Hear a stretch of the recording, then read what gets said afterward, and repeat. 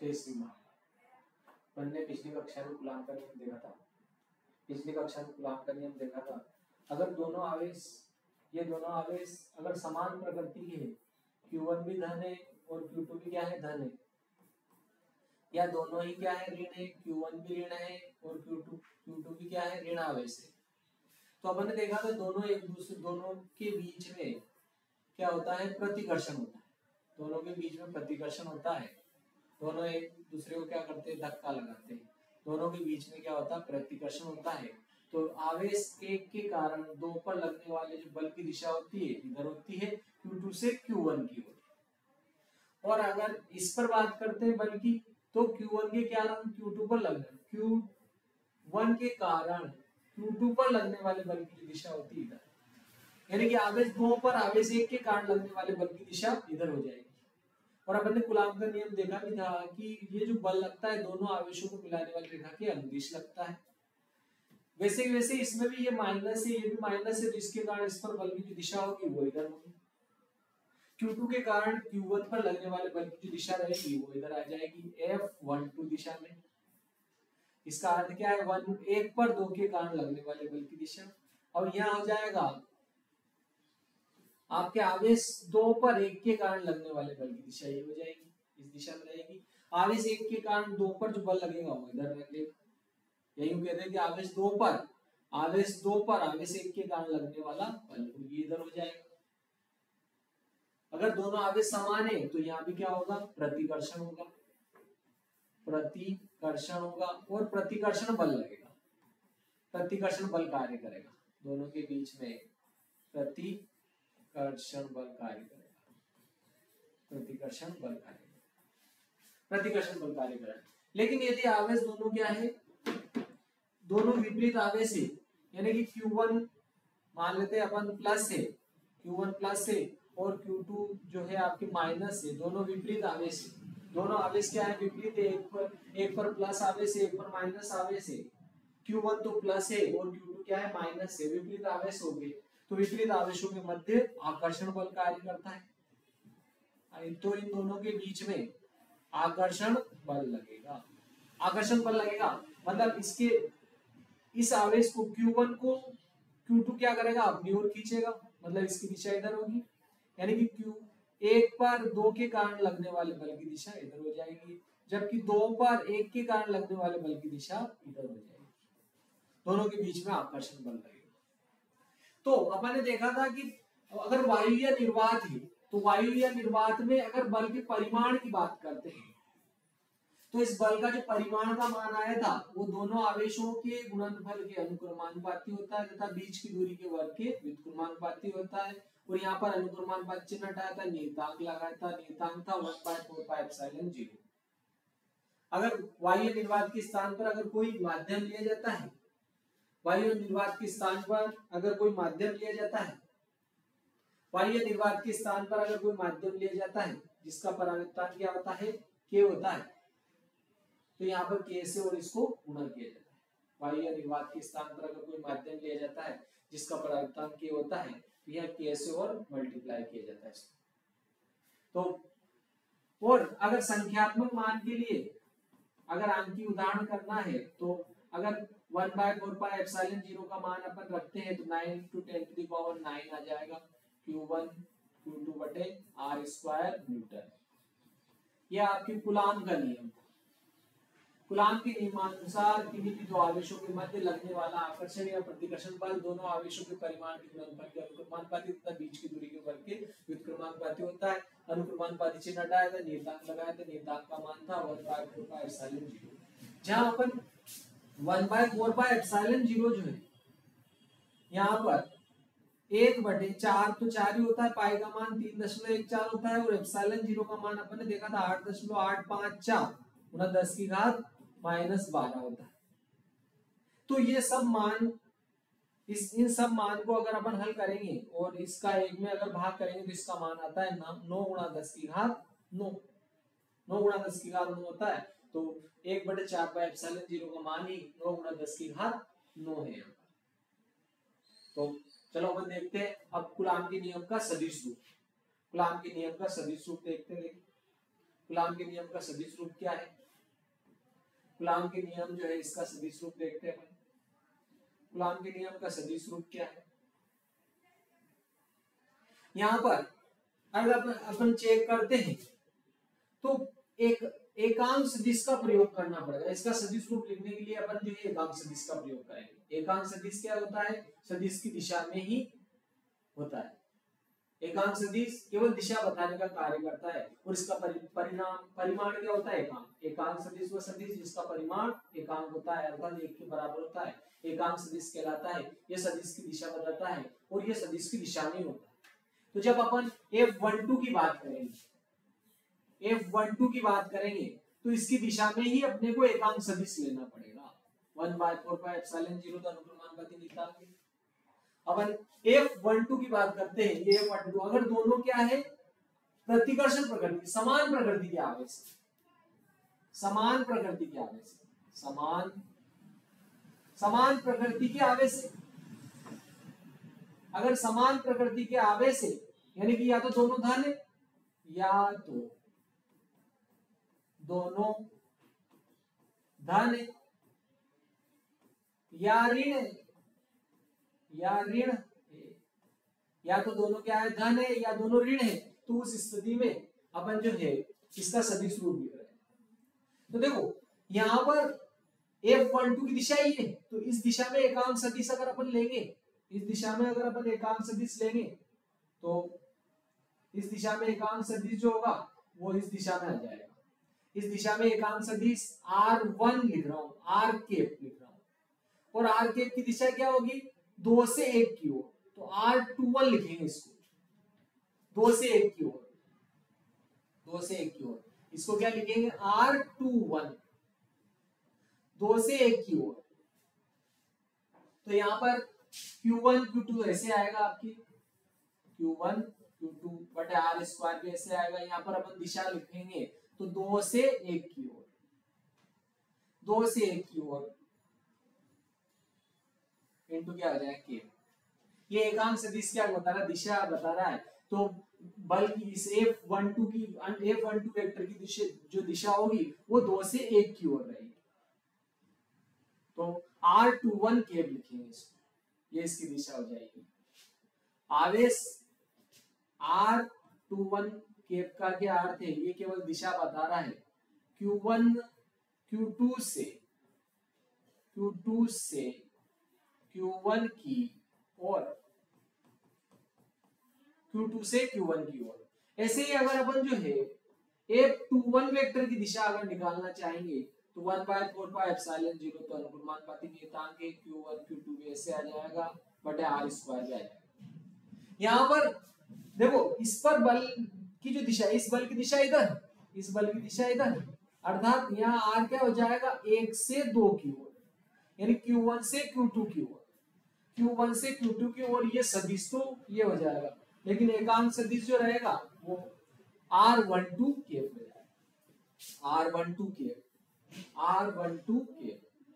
Cab का अर्थ है ये एकांक सदिश, 1 से 2 की ओर एकांक सदिश। ये क्या है? 2 से 1 की ओर एकांक सदिश। देखो 2 से 1 की ओर आवेश, 2 से आवेश 1 की ओर एकांक सदिश R21 केब। एकांक सदिश ही हो जाएगा और सदिश ही हो जाएगा। और यहाँ भी क्या हो जाएगा? देखो आवेश 1 से आवेश 2 की ओर एकांक सदिश R12 केब हो जाएगा। तो ये इसका क्या हो गया? सदिश रूप। कूलाम के व्युत्क्रम वर्ग नियम का सदिश रूप हो गया। कूलाम के व्युत्क्रम वर्ग नियम का सदिश रूप हो गया।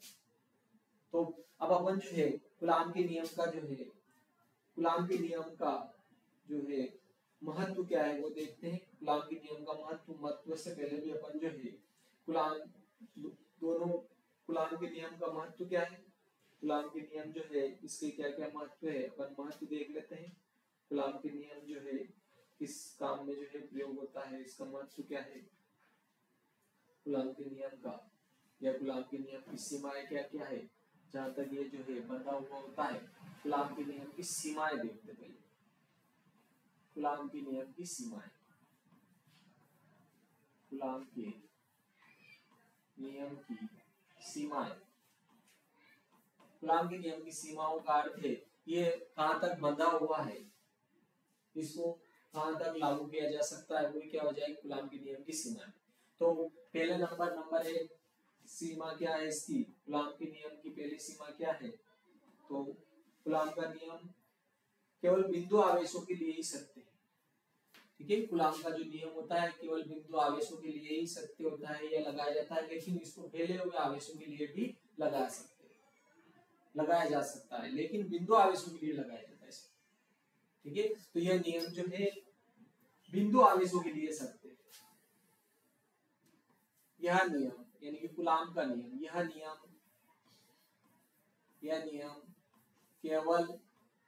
केवल बिंदु आवेशों के लिए ही सत्य है, बिंदु आवेशों के लिए ही सत्य है। यह नियम केवल बिंदु आवेशों के लिए ही सत्य है, लेकिन फैले हुए आवेशों के लिए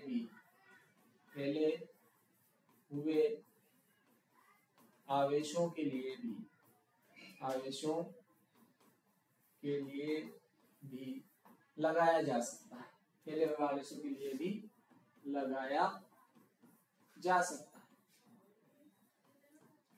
अगर आवेश, देखो अपन ने कूलाम के नियम में देखा था कि वायु या निर्वात में किसी भी दो बिंदु आवेशों के बीच लगने वाला आकर्षण या प्रतिकर्षण बल, तो बिंदु आवेश के लिए ही बताया था कूलाम ने, या लगाया था उसको। लेकिन फैले हुए आवेशों के लिए भी अगर आप कितना बल लग रहा है तो उसकी गणना भी कर सकते हैं, लेकिन सही तो ये जो है केवल बिंदु आवेशों के लिए ही। नंबर 2 आ जाएगा आपके इसमें। नंबर 2 जो है वो क्या रहेगा, दूसरा जो सीमा है कूलाम के नियम की, ये नियम केवल विरामावस्था में अगर आवेश है, ये नियम अगर आप लगा रहे हो और दोनों आवेश विरामावस्था में है तो ही उनके बीच बल की गणना कर सकते हैं। अगर आवेश गतिमान है, हवा में कहीं भी अगर गतिमान है तो उनके बीच बल की जो गणना जो है इस नियम के द्वारा जो है नहीं की जा सकती। गतिमान आवेशों के मध्य इस नियम द्वारा बल की गणना नहीं किया जा सकती। यह नियम विरामावस्था में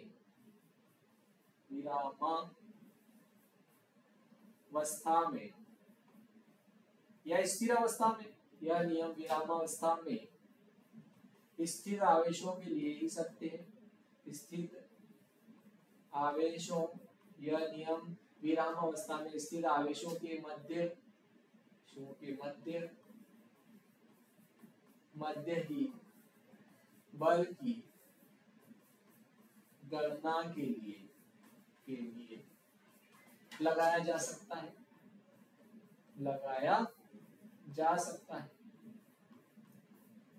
अगर विरामावस्था में है मतलब गतिशील नहीं है, केवल दोनों आवेश विरामावस्था में है तो उनके बीच ही बल की गणना कर सकते हैं। अगर वो गतिशील है तो इस नियम के द्वारा उनके बीच में जो है बल की गणना नहीं की जा सकती, दूसरे नियम लगाना पड़ेगा। अर्थात यदि आवेश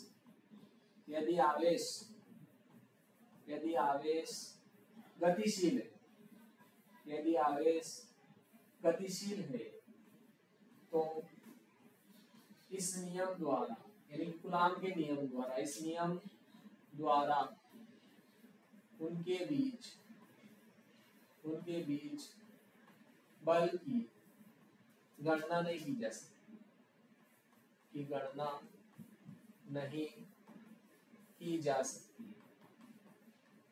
की जा सकती। दूसरे नियम का प्रयोग करना पड़ेगा। अब तीसरा नियम आता है, तीसरी सीमा आती है कूलाम के नियम की, कि अगर मान लो आवेशों के बीच अत्यल्प दूरी, यानी कि अगर नाभिकीय बलों की गणना भी करनी है अपने को, अत्यंत सूक्ष्म दूरी है, अगर अर्थात नाभिकीय बल यानी कि जैसे कि प्रोटॉन न्यूट्रॉन के बीच कितना बल लग रहा है और प्रोटॉन इलेक्ट्रॉन के बीच कितना बल लग रहा है। नाभिकीय बल यानी कि नाभिक में तो प्रोटॉन न्यूट्रॉन होते हैं, मतलब उनके बीच बल की गणना भी कर सकते हैं। मतलब अति सूक्ष्म दूरी से लगाकर अत्यधिक दूरी के लिए इस नियम को जो है लागू किया जा सकता है। तो इस नियम को जो है आवेशों के मध्य अत्यधिक दूरी, इस नियम को आवेशों के मध्य, इस नियम को आवेशों के मध्य सूक्ष्म दूरी या अत्यल्प दूरी, सूक्ष्म दूरी से लेकर अत्यधिक दूरी, कई किलोमीटर, अत्यधिक दूरी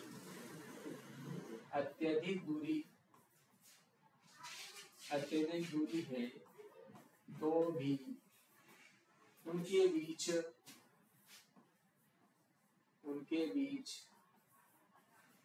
बल की गणना की जा सकती। ये इसकी सीमा है या बाध्यता है। 3 इसकी सीमाएं हो गई। पहली सीमा अपन ने देखी, यह नियम केवल बिंदु आवेशों के लिए ही सत्य है, मतलब दो बिंदु आवेश है, उनके बीच कोई दूरी है तो उनके बीच कौन सा बल लग रहा है, अगर दोनों समान प्रकृति के हैं, दोनों धन है तो उनके बीच में प्रतिकर्षण लगेगा, दोनों ऋण है तो उनके बीच में भी प्रतिकर्षण लगेगा, विपरीत है तो आकर्षण बल लगेगा। तो वो बिंदु आवेश है तो उनके बीच ये आकर्षण या प्रतिकर्षण बल लग रहा है, कितना लग रहा है, उसकी गणना इस नियम से कर सकते हैं। बिंदु आवेशों के लिए ही सत्य है। लेकिन अगर आप हिले हुए आवेशों के लिए भी लगाना चाहते हो तो भी अपन गणना कर सकते हैं। पहली सीमा तो ये हो गई, लेकिन नियम तो ये कहता है कि दो बिंदु आवेशों के लिए लगा जाए। तीसरा, यह विरामावस्था में स्थित है आवेश विराम है, गतिशील नहीं हो रही, उनके बीच में कोई अपेक्षित गति नहीं हो रही है, तभी उनके बीच जो है बल की गणना कर सकते हैं। अगर वो गतिशील है तो इस नियम के द्वारा जो है उनके बीच बल की गणना नहीं कर सकते। दूसरा पॉइंट ये आता है कि इस नियम में क्या करते हैं, अत्यंत सूक्ष्म दूरी, मतलब नाभिक के मध्य में प्रोटॉन न्यूट्रॉन है, उनके मध्य में अगर बल की गणना करना चाहते तो भी कर सकते हैं। ठीक है, क्योंकि नाभिकी बल भी है, नाभिक में प्रोटॉन और न्यूट्रॉन के बीच कितना बल लग रहा है, प्रोटॉन इलेक्ट्रॉन चारों कक्षाओं में घूम रहे हैं तो उनके बीच कितना बल लग रहा है नाभिक के द्वारा, उसकी गणना भी इस नियम के द्वारा की जा सकती है। ये कूलाम के नियम की सीमा है। कूलाम के नियम की ये क्या है, वही सीमा होगी। तो अब अपन देखते हैं इसके बाद में जो है कूलाम के नियम की सीमाओं के बाद में कूलाम के नियम का क्या महत्व है। कूलाम के नियम का महत्व, कूलाम के नियम का महत्व क्या है, कूलाम के नियम का महत्व क्या है, महत्व की गणना करते हैं। तो देखो, कूलाम के नियम की महत्व की बात करते हैं तो ये प्रायोगिक नियम है, क्योंकि प्रयोगों के आधार पर अपन जो है किन्हीं भी दो आवेशों के मध्य जो है बल की गणना कर सकते हैं, प्रयोग करके देख सकते हैं। तो यह एक प्रायोगिक नियम है, अर्थात प्रयोगों के आधार पर प्राप्त हुआ, तो यह एक प्रायोगिक नियम है। तो पहला महत्व तो ये हो गया, यह नियम प्रायोगिक है,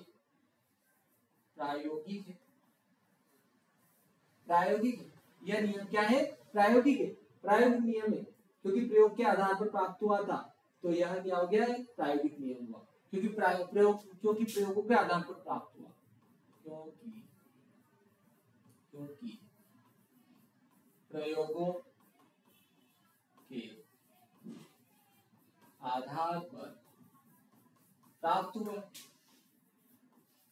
हुआ है, प्रयोग करके भी देख सकते हैं, या प्रयोगों के आधार पर प्राप्त हुआ था, इसलिए इसे प्रायोगिक नियम भी कहते हैं। ये नियम प्रायोगिक है। दूसरा महत्व है इसका, दूसरा क्या महत्व हो जाएगा इसका, दूसरा महत्व है इसका कि दो बिंदु आवेशों के बीच लगने वाले बल पर उनके बीच अन्य आवेश अगर उपस्थित है, अगर दो आवेशों के बीच अपन बल निकाल रहे हैं, दो आवेशों के बीच बल निकाल रहे हैं, इन दोनों आवेशों के बीच बल निकाल रहे हैं और यहाँ आसपास कोई दूसरे आवेश भी स्थित है तो उनका इनके बल पर कोई प्रभाव नहीं पड़ता है।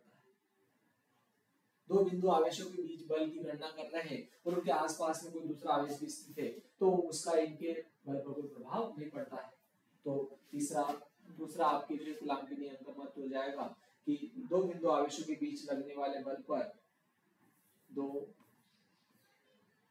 बिंदु आवेशों के बीच लगने वाले बल पर उनके पास स्थित आवेश की उपस्थिति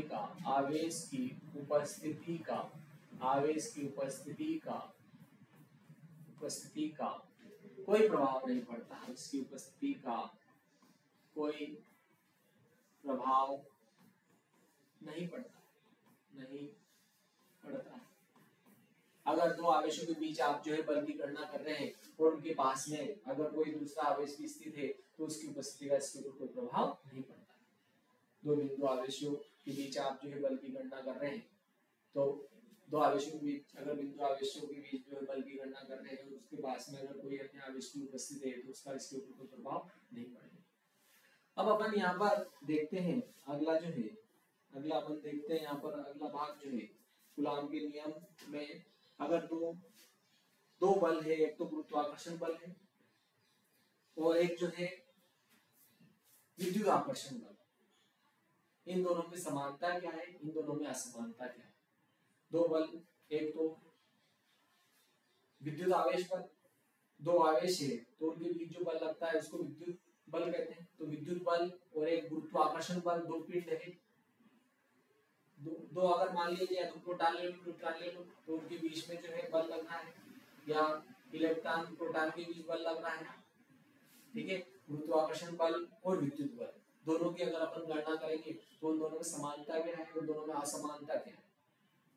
तो गुरुत्वाकर्षण बल और विद्युत बल दोनों के बीच जो है अपन दोनों बलों में समानता क्या है, दोनों में असमानता क्या है। एक तो अपन लेंगे स्थिर विद्युत बल, स्थिर विद्युत बल और गुरुत्वाकर्षण बल, स्थिर विद्युत बल और गुरुत्वाकर्षण बल, इन दोनों में समानता क्या है और इन दोनों में असमानता क्या है। स्थिर विद्युत बल और गुरुत्वाकर्षण बल, दोनों में समानता क्या है और दोनों में असमानता क्या है, इसकी जो है अपन गणना करते हैं। तो सबसे सर्वप्रथम दोनों बलों में समानता क्या होती है, दोनों बलों में समानता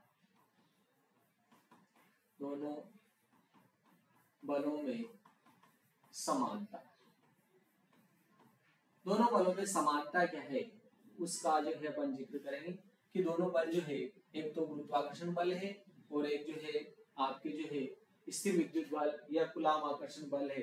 तो उन दोनों बलों में समानता क्या है। तो देखो अपन ने देखा है कि कूलॉम का जो नियम होता है दोनों आवेशों के परिमाण के गुणनफल के अनुक्रमानुपाती तथा बीच की दूरी के वर्ग के व्युत्क्रमानुपाती होता है। और गुरुत्वाकर्षण बल भी क्या होता है, दोनों पिंडों के द्रव्यमान के गुणनफल के अनुक्रमानुपाती तथा बीच की दूरी के वर्ग के व्युत्क्रमानुपाती होता है। अर्थात दोनों नियम जो है व्युत्क्रम वर्ग नियम का पालन करते हैं। पहली समानता तो ये हुई। अपन ने देखा था कि कूलॉम का जो नियम होता है उसमें क्या होता है, जो बल लग रहा है दोनों आवेशों के बीच, आकर्षण या प्रतिकर्षण बल लग रहा है, दोनों आवेशों के परिमाण के गुणनफल के अनुक्रमानुपाती और बीच की दूरी के वर्ग के व्युत्क्रमानुपाती होता है। और अपन ने गुरुत्वाकर्षण बल भी अपन पढ़ेंगे, इसमें पूरा पार्ट है गुरुत्वाकर्षण। तो गुरुत्वाकर्षण बल या पिछली कक्षाओं में 9th में भी अपन देखा है, इसमें भी है कि दोनों आवेशों की दोनों द्रव्यमानों के m1 और m2 क्या है, दो पिंडों के द्रव्यमान, दोनों पिंडों के द्रव्यमानों के मध्य जो गुरुत्वाकर्षण बल लगता है उस गुरुत्वाकर्षण बल का जो परिमाण होता है दोनों द्रव्यमानों के गुणनफल के अनुक्रमानुपाती और बीच की दूरी के वर्ग के व्युत्क्रमानुपाती। तो दोनों में वर्ग के व्युत्क्रमानुपाती हुआ। तो ये पहला तो समानता ये होगी कि दोनों बल जो है व्युत्क्रम वर्ग नियम का पालन करते हैं। तो पहली समानता क्या हो गई कि दोनों बल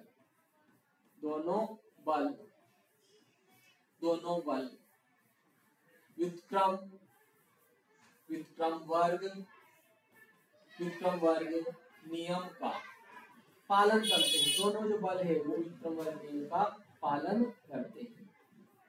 स्थिर विद्युत बल और गुरुत्वाकर्षण बल दोनों बल जो होते हैं वो व्युत्क्रम वर्ग नियम का पालन करते हैं, क्योंकि दोनों जो है दूरी के वर्ग के व्युत्क्रमानुपाती होते हैं। तो आपकी दूसरी जो है समानता आ जाएगी। दूसरी समानता, दोनों बल निर्वात में भी क्रियाशील होते हैं। ये भी क्या होगी समानता। वायु या निर्वात में तो आपके स्थिर विद्युत बल का मान और बढ़ जाता है। स्थिर विद्युत बल का मान क्या हो जाता है, निर्वात में बल बढ़ जाता है। स्थिर विद्युत बल का जो मान होता है 1/4 पाई एप्सिलॉन 0 Q1 Q2 बटे आर स्क्वायर होता है, ये बाह्य निर्वात में होता है। और अगर परावर्तक माध्यम रखा जाता है तो यहाँ k से और भाग लगाया जाता है, इसमें 4/ε0 में k से और मल्टीप्लाई किया जाता है, गुणा किया जाता है अर्थात। और गुरुत्वाकर्षण बल जो होता है दो पिंडों के मध्य G m1 m2 बटे आर स्क्वायर होता है न्यूटन। ठीक है, तो इसमें वायु निर्वात का तो कोई प्रभाव नहीं पड़ रहा है इसमें तो, और इसमें तो फिर भी कम हो रहा है, लेकिन दोनों क्रियाशील, तो दोनों बल निर्वात में भी क्रियाशील होते हैं। कौन सा? स्थिर विद्युत बल और गुरुत्वाकर्षण बल। तो ये समानता हो गई, ये भी दोनों बल निर्वात में भी क्रियाशील होते हैं, दोनों बल अगर निर्वात है तो भी क्रियाशील होंगे, दोनों बल जो है अगर निर्वात है तो भी क्रियाशील होंगे। तीसरी समानता जो है, दोनों बल वायु या निर्वात है तो भी क्या होंगे? क्रियाशील होंगे। तीसरी हो गई, दोनों बल संरक्षी होते हैं, दोनों बल संरक्षी होते हैं।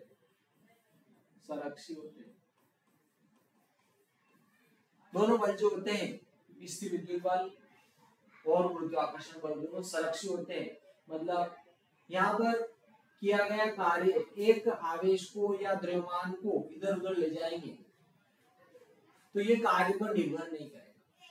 दोनों बल क्या होते हैं? संरक्षी होते हैं। ये कार्य पर निर्भर नहीं करता है, बल का जो मान होता है कार्य पर निर्भर नहीं करेगा। तो दोनों बल क्या होते हैं? संरक्षी होते हैं। दोनों बल क्या होते हैं? संरक्षी होते हैं, क्योंकि ये बल जो है आवेशों या द्रव्यमानों को मिलाने वाली रेखा के अनुदिश लगते हैं। तो ये तो केंद्रीय हो गया। ये चौथा पॉइंट क्या हो जाएगा? दोनों बल केंद्रीय बल है, दोनों बल केंद्रीय बल है, दोनों बल केंद्रीय बल है। ठीक है, केंद्रीय बल का क्या अर्थ हुआ कि ये दोनों बल जो होता है क्या, जैसे स्थिर विद्युत बल भी कहते हैं, तो इन दोनों को मिलाने वाली रेखा के अनुदिश होता है। मतलब इस पर जो बल लग रहा है इसके केंद्र की ओर, और इस पर इसके कारण बल लग रहा है इसके केंद्र की ओर। अर्थात दोनों आवेशों के मिलाने वाली रेखा के अनुदिश लग रहा है। अगर आकर्षण लग रहा है तो भी, और प्रतिकर्षण लग रहा है तो भी इधर लग रहा है। अर्थात दोनों के केंद्रीय। और गुरुत्वाकर्षण बल भी अपन ने देखा था, किन्हीं भी दो पिंडों के मध्य लगने वाला गुरुत्वाकर्षण बल दोनों पिंडों के द्रव्यमान की गुणनफल के अनुपाती और बीच की दूरी के बल के अनुपाती होता है, तथा ये जो बल लगता है उन द्रव्यमान को मिलाने वाली रेखा के अनुदिश। अर्थात ये भी केंद्र की ओर लग रहा है। पृथ्वी के कारण चंद्रमा पर लग रहा है तो पृथ्वी केंद्र की ओर, और चंद्रमा पर लग रहा है पृथ्वी के कारण वो चंद्रमा के केंद्र की ओर। सूर्य और पृथ्वी के बीच भी जो गुरुत्वाकर्षण बल लग रहा है वो सूर्य के केंद्र की ओर लग रहा है। केंद्रीय बल हो गए। दोनों क्या है? केंद्रीय बल। दोनों बल संरक्षी होते, मतलब दोनों बल संरक्षी होते। इसका क्या अर्थ है कि किया गया कार्य जो होता है वो द्रव्यमान पर निर्भर नहीं करता। किया गया कार्य जो होता है वो द्रव्यमान पर निर्भर नहीं करता। तो दोनों बल यहाँ पर दिया गया। दोनों बल संरक्षी होते हैं, दोनों बल केंद्रीय बल होते हैं। तो ये क्या हो गया? दोनों बलों में समानता हो गई। दोनों बल व्युत्क्रम वर्ग नियम का पालन करते हैं, अर्थात एक जो होता है आर वर्ग के व्युत्क्रमानुपाती होता है। दूसरा, दोनों बल निर्वात में भी क्रियाशील होते हैं। अगर निर्वात आ गया या कोई माध्यम आ गया तो भी क्रियाशील रहेंगे। विद्युत बल तो फिर भी गड़बड़ जाता है, लेकिन ये आपके गुरुत्वाकर्षण बल पर कोई प्रभाव नहीं पड़ता है। अगर अपन किसी वस्तु को ऊपर उछाल दे और यहाँ कोई माध्यम रख दे फिर भी वो नीचे ही आएगी। अर्थात माध्यम का कोई प्रभाव नहीं पड़ रहा है। निर्वात है या कोई माध्यम रख दिया तो भी वो नीचे आती है। अर्थात दोनों बल जो है, दोनों बल निर्वात में भी क्रियाशील होते हैं, निर्वात रख दिया तो भी क्रियाशील है। दोनों बल संरक्षी होते हैं, अर्थात किया गया कार्य जो है मार्ग पर निर्भर नहीं करता है, उनके द्रव्यमान पर निर्भर नहीं करता है। तीसरा है, दोनों बल केंद्रीय बल है, अर्थात केंद्र की ओर अनुदिश लगते हैं। दोनों एक दूसरी वस्तु के केंद्र की ओर लगते हैं, केंद्रीय बल है। चौथा देखेंगे अपन, दोनों बलों में असमानता। दोनों बलों में असमानता। असमानता। असमानता क्या है दोनों बल जो है, दोनों बलों में असमानता क्या है अपन देखेंगे।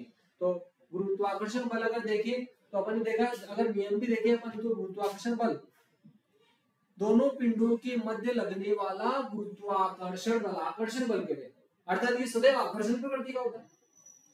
दोनों पिंडों के मध्य, दोनों पिंड एक दूसरे को आकर्षित करता है, पहले दूसरे को करता है, दूसरा पहले को आकर्षित करता है, अर्थात गुरुत्वाकर्षण बल सदैव आकर्षण प्रकृति का होता है।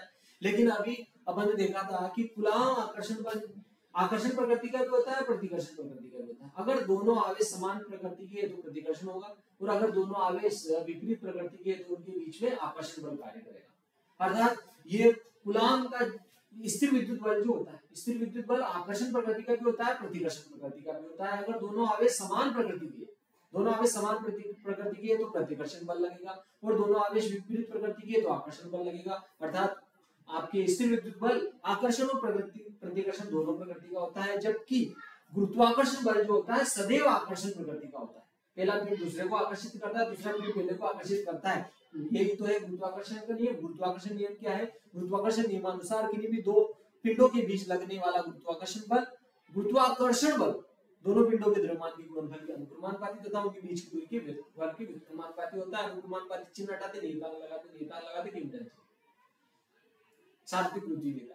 तो यह सदैव आकर्षण प्रकृति का होता है। कौन? गुरुत्वाकर्षण बल जो होता है, गुरुत्वाकर्षण बल, गुरुत्वाकर्षण बल सदैव आकर्षण प्रकृति का होता है, आकर्षण प्रकृति का होता है, प्रकृति का होता है। गुरुत्वाकर्षण बल जो होता है यह सदैव आकर्षण प्रकृति का होता है, आकर्षण प्रकृति का होता है। जबकि विद्युत बल जो है, जबकि विद्युत बल आकर्षण तथा प्रतिकर्षण दोनों प्रकृति का होता है। आकर्षण तथा प्रतिकर्षण दोनों प्रकृति का होता है, दोनों प्रकृति का होता है। अर्थात आकर्षण भी होता है और प्रतिकर्षण भी होता है। दोनों बल जो है अगर समान प्रकृति के हैं तो प्रतिकर्षण होगा, और दोनों विपरीत प्रकृति के धन एक ऋण है तो उनके बीच में आकर्षण होगा। तीसरा जो पॉइंट है इसका, तीसरा पॉइंट जो है इसका, देखो अपन ने अगर विद्युत बल की बात करें तो विद्युत बल का ये सूत्र है 1/4 पाई एप्सिलॉन 0। ये वायु निर्वात के लिए अगर k का गुणा कर देते हैं तो ये माध्यम के लिए Q1 Q2 बटे r²। जबकि गुरुत्वाकर्षण बल जो रहेगा दो पिंडों के मध्य में G(m1 m2 बटे r² लगेगा। m1 m2 क्या है? दोनों पिंडों के द्रव्यमान। r क्या है? दोनों पिंडों के बीच की दूरी। Q1 Q2 क्या है? दोनों पिंडों का आवेश। r क्या है? दोनों पिंडों के बीच की दूरी। लेकिन यहाँ पर ये k आ रहा है और 1/4 पाई एप्सिलॉन 0 k आ रहा है, जबकि यहाँ g आ रहा है। g क्या है? सार्वत्रिक गुरुत्वीय नियतांक, अर्थात इसका मान सभी जगह क्या होता है? एक समान होता है। ठीक है, सभी जगह एक समान होता है, अर्थात माध्यम की उपस्थिति का कोई प्रभाव नहीं पड़ता। लेकिन यहाँ देखो अगर परावर्तक माध्यम रख दिया तो उसका भाग लग रहा है। परावर्तक माध्यम जहाँ के क्या है? माध्यम का परावर्तक, माध्यम का परावर्तक, अर्थात भाग लग रहा है। भाग लगेगा तो ये मान क्या हो जाए? कम। अर्थात परावर्तक माध्यम रख दिया जाए, दोनों आवेशों के बीच परावर्तक माध्यम रख दिया जाए तो स्थिर विद्युत बल का मान घट जाता है, यह कम हो जाता है। जबकि गुरुत्वाकर्षण बल पर परावर्तक माध्यम की उपस्थिति का कोई प्रभाव नहीं पड़ता है। यह आ जाएगा आपके तीसरा पॉइंट आ जाएगा, तीसरा पॉइंट या दूसरा पॉइंट, पहले दूसरा पॉइंट लिख देते हैं। दूसरा पॉइंट क्या हो जाएगा? गुरुत्वाकर्षण बल, गुरुत्वाकर्षण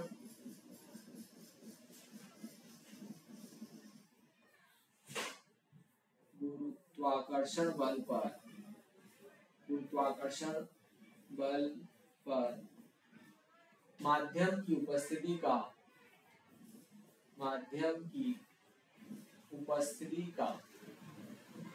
उपस्थिति का कोई प्रभाव नहीं पड़ता है, कोई प्रभाव नहीं पड़ता है। गुरुत्वाकर्षण बल पर माध्यम की उपस्थिति का कोई प्रभाव नहीं पड़ता है। माध्यम की उपस्थिति का कोई प्रभाव नहीं पड़ता है, जबकि गुरुत्वाकर्षण जबकि स्थिर विद्युत बल स्थिर विद्युत बल जो होता है, जबकि स्थिर विद्युत बल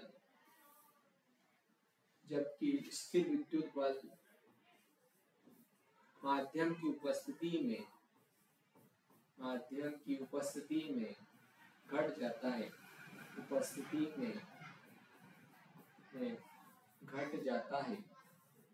घट जाता है।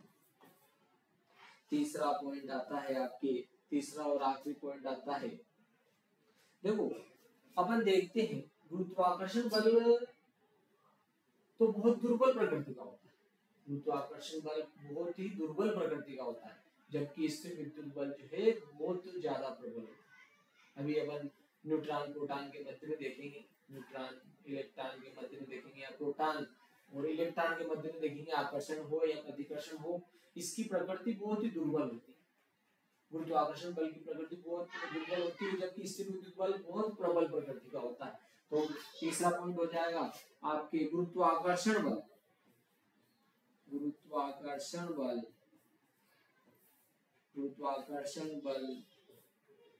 दुर्बल प्रकृति का होता है, बहुत ही दुर्बल प्रकृति का होता है, बहुत ही दुर्बल प्रकृति का होता है, जबकि स्थिर विद्युत बल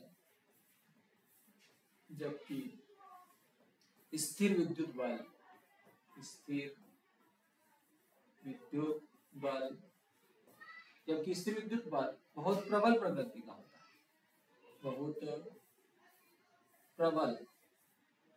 बहुत प्रबल प्रकृति का होता है। इसको अपन जो है सूत्र के माध्यम से भी समझ सकते हैं। देखो A बराबर 9 × 10⁹ Q1 Q2 बटे R स्क्वायर, तो यहाँ पर ये अनुक्रमानुपाती मान ही इसको बहुत बढ़ा देगा। और अगर गुरुत्वाकर्षण बल में देखें तो यहाँ G आता है, G M1 M2 बटे R स्क्वायर आता है, और यहाँ पर अगर G का मान रखते हैं अपन तो 6.67